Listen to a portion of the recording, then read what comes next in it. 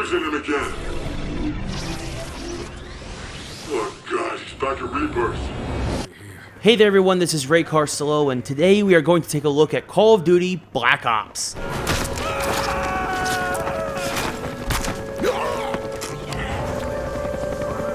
The 7th game in the series, this is the first to center primarily around the Cold War, and is dubbed Black Ops because many of the missions you go on are outside of standard military protocol. You play primarily as Alex Mason, a SOG operative who opens the game strapped to a chair as he's being interrogated and tortured by unknown assailants. Constantly prodded and poked, Mason slips into flashbacks of the events that led him up to this point, beginning with the Bay of Pigs in Cuba in 1961, where he and his squad mates, Bowman and Woods, are tasked with assassinating Fidel Castro. From there, Mason will go through torture and see things that would break most men. Luckily for the USA though, Mason and his squad mates, that would later include CIA handler Hudson and undercover operative Weaver, are made of sterner stuff. Alright. Everything is ready. Gear up, boys. Say good work, Carlos. No problem. Black Ops is an amazing experience that will take you from storming mansions in Cuba, to prison breaks in Siberia, to clearing out rat holes in Vietnam, as you experience some of the most traumatizing moments of the Cold War while becoming immersed in a Manchurian Candidate-like plot. As always, the Call of Duty series does a spectacular job with its look and sound, and this very well may be the prettiest game I've ever seen. Period.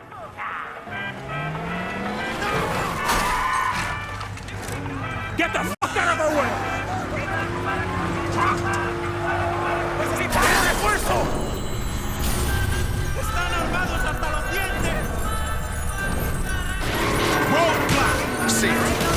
I actually started to get lost in the game at times, thinking I was watching a TV show instead of playing a game, since it's just so smooth on every level.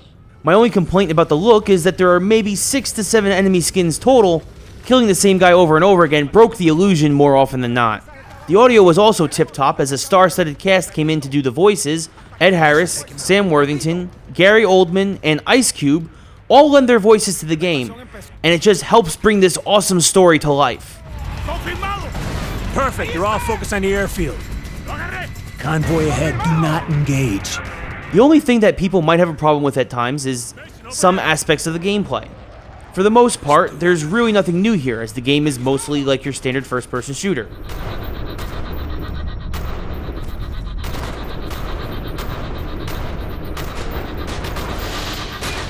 There's a lot of great variety over the course of the levels, as you'll pilot hovercraft and helicopters, and serve as a gunner on numerous missions. And so the gameplay is definitely varied enough to keep you happy. So that's not the problem.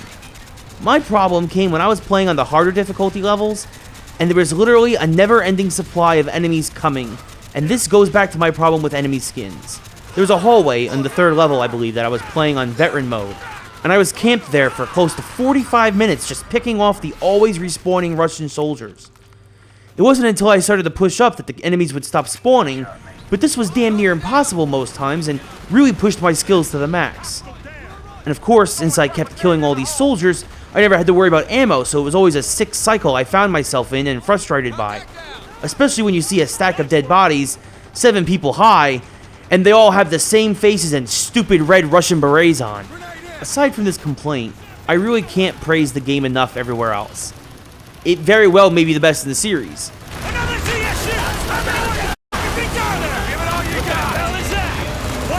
It's gotta be the last of them. Get us out of here, Mason! Need more ammo! That's the stronghold! We got him on the road! And I will easily put this head and shoulders above the Modern Warfare games, just due to a single-player campaign mode that will probably take 10 to 15 hours to complete, if not more on the harder difficulty levels. Then add in the classic Call of Duty multiplayer with all its customization options, along with Treyarch bringing back the zombie horde multiplayer from World at War, and you have a lot to keep bringing you back to this game again and again, and to me is a must-purchase for any shooter fan.